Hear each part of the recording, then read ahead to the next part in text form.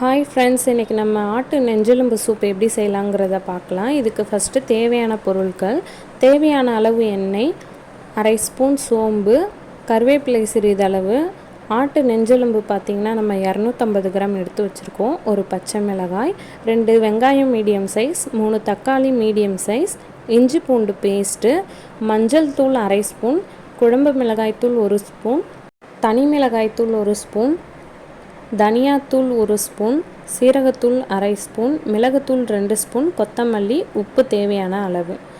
இப்போ பார்த்திங்கன்னா நம்மளுக்கு தனியாத்தூளும் தனி மிளகாய்த்தூளும் நம்மளுக்கு ஆப்ஷனல் தான். குழம்பு மிளகாய்த்தூளோடு நம்ம விட்டுடலாம். பச்சை மிளகாய் மிளகுத்தூள் நம்ம இதில் ஆட் பண்ணுறோம் இல்லையா, அதுவே போதுமானது தான். இப்போ பார்த்திங்கன்னா நம்ம ஸ்டவ் ஆன் பண்ணிக்கலாம். ஸ்டவ் ஆன் பண்ணிவிட்டு இதில் ப்ரெஷர் குக்கர் வச்சிடலாம். இதில் ஆட்டு நெஞ்செலும்போடு சேர்த்து நம்மளுக்கு கொழுப்பும் கொடுத்துருக்காங்க. இப்போ சூப்புக்கெலாம் பார்த்திங்கன்னா கொழுப்பு வந்து நல்லா டேஸ்ட்டு கொடுக்கும். அந்த கொழுப்போடு சேர்த்து நம்ம போடுறதுனால கொஞ்சமாக ஆயில் ஊற்றிக்கலாம். நல்லா வெந்து வந்ததும் பார்த்திங்கன்னா கொழுப்போட அந்த கொழுப்புலாம் பார்த்திங்கன்னா மேலே மிதக்கும். அதனால் வந்து நம்ம ஆல்ரெடி அதில் கொழுப்பு எண்ணெய் மாதிரி மிதக்கிறதுனால நம்ம ஆயில் கொஞ்சமாக போட்டுக்கலாம். ஆயில் நல்லா ஹீட் ஆகிடுச்சு. இப்போ நம்ம சோம்பு ஆட் பண்ணியிருக்கோம். சோம்பு நல்லா பொரிஞ்சதும் எடுத்து வச்சுருக்க மீடியம் சைஸ் 2 வெங்காயத்தை, அப்புறம் நம்ம ஒரு பச்சை மிளகாய் எடுத்து வச்சுருக்கோம் இல்லையா, அது 3ஆக நான் உடச்சி வச்சுருக்கேன். அது கொஞ்சம் கருவேப்பிலை, இதை வந்து நம்ம ஆட் பண்ணிக்கலாம். ஆட் பண்ணிவிட்டு இதில் பார்த்திங்கன்னா நம்ம ஒரு லைட்டாக தான் நம்ம வந்து இதை வதக்கணும். டார்க் ப்ரௌனு இல்லை ப்ரௌனிஷ் ஆகிற வரைக்கும் நம்ம இதை வெங்காயத்தெல்லாம் வதக்கக்கூடாது. இது சூப் இல்லையா, அதனால் வந்து நம்ம லைட்டாக தான் வதக்கணும். இது லைட்டாக வேகிறதுக்காக நம்ம இதில் உப்பும் ஆட் பண்ண போகிறோம். இது இன்னொரு மெத்தட்லேயும் செய்வாங்க. எல்லாத்தையுமே ப்ரெஷர் குக்கரில் ஆட் பண்ணிவிட்டு அப்புறம் விசில் வச்சுட்டு லாஸ்ட்டாக வந்து சோம்பு போட்டு தாளித்து செய்வாங்க. அப்படியும் செய்யலாம். ஆனால் அப்படி செய்கிறத விட நம்ம இந்த மாதிரி வதக்கி செய்யும்போது இன்னும் டேஸ்ட்டு கொஞ்சம் நல்லாயிருக்கும். இந்த ஸ்டேஜில் நம்ம உப்பை ஆட் பண்ணுறோம்.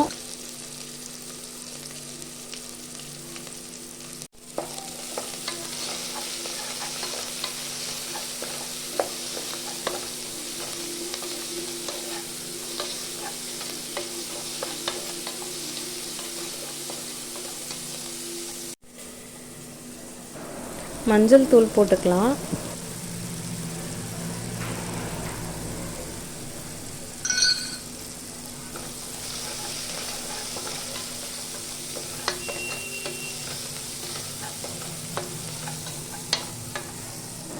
இது கூட நம்ம நறுக்கி வச்சுருக்க 3 தக்காளி ஆட் பண்ணி 2 பிரட்டிட்டு அப்புறம் பார்த்திங்கன்னா நான் இஞ்சி பூண்டு பேஸ்ட்டில் வந்து அரை ஸ்பூன் வந்து சோம்பு சேர்த்து நான் அரைச்சிருக்கேன். இப்படி சேர்த்து நம்ம செய்யும்போது சோம்போட டேஸ்ட்டும் நமக்கு சூப்பில் இருக்கும். எல்லாருக்கிட்டையும் சோம்பு தூள் வந்து இருக்குமான்றது தெரியல.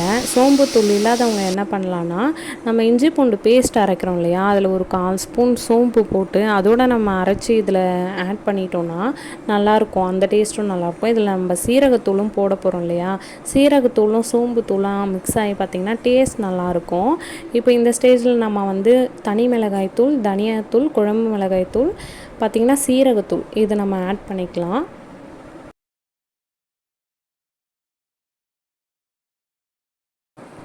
இந்த ஸ்டேஜில் நம்ம எடுத்து வச்சுருக்க ஆட்டு நெஞ்செலும்பு 250 கிராம் இதை ஆட் பண்ணிக்கிறோம். இதில் பார்த்திங்கன்னா கொஞ்சம் கொழுப்பும் இருக்குது.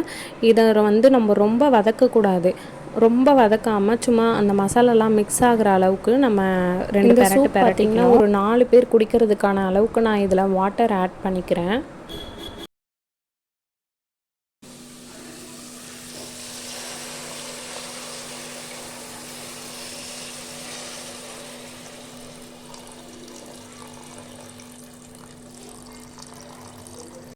ஆல்ரெடி நான் வெங்காயம் வேகிறதுக்காக ஃபஸ்ட்டே வந்து நான் சால்ட்டை ஆட் பண்ணியிருந்தேன் இல்லையா, டேஸ்ட் எப்படி இருக்குன்னு பார்த்துக்கிட்டு அந்த சால்ட்டே போதுமானதா இல்லை நம்ம எக்ஸ்ட்ரா சால்ட் போடணுமா என்னன்றதை நீங்கள் டேஸ்ட் பண்ணி பார்த்துட்டு எக்ஸ்ட்ரா வேணும்னா ஆட் பண்ணிக்கோங்க. அவ்வளோதான். இப்போ நம்ம குக்கரை க்ளோஸ் பண்ணிவிட்டு 8 விசில் வர வரைக்கும் நம்ம வெயிட் பண்ணலாம்.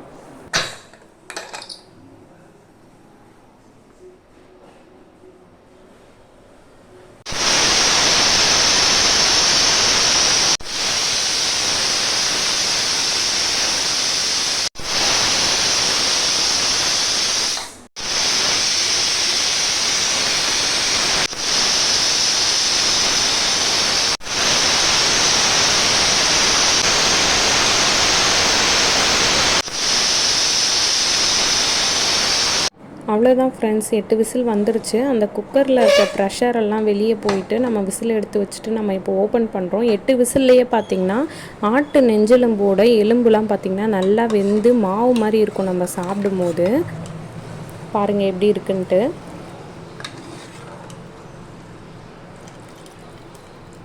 அகைன் நம்ம ஸ்டவ் ஆன் பண்ணிவிட்டு குக்கர் இதில் வச்சுட்டு பெப்பர் ஆட் பண்ண போகிறோம். பெப்பர் தான் பார்த்திங்கன்னா இதுக்கு மெயின். சளி இருமல் இதெல்லாம் இருக்கவங்க பார்த்திங்கன்னா இதை நம்ம வந்து தனியாகவும் சூப்பை பவுலில் ஊற்றியும் நம்ம குடிக்கலாம், சாதத்தோடையும் நம்ம இதை ஊற்றி சாப்பிடலாம். ரொம்ப நல்லது நம்மளுக்கு. இந்த ஸ்டேஜில் பார்த்திங்கன்னா நம்ம கொத்தமல்லி ஆட் பண்ண போகிறோம்.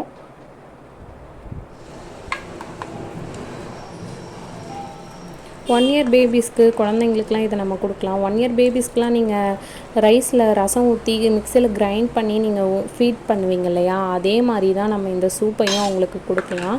குழந்தைங்களுக்குலாம் இது ரொம்ப நல்லாவே இருக்கும், ரொம்ப அவங்களுக்கு ஹெல்த்தியும் கூட. சூப் ரெடி ஆயிடுச்சு. நீங்களும் வீட்டில் இதை ஒன்ஸ் ட்ரை பண்ணி பாருங்கள். உங்கள் பேபிஸ் இருந்தால் பேபிஸ்க்கும் கொடுங்க.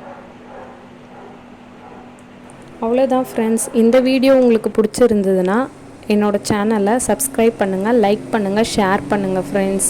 அடுத்த வீடியோவில் நான் உங்களை சந்திக்கிறேன். பாய்.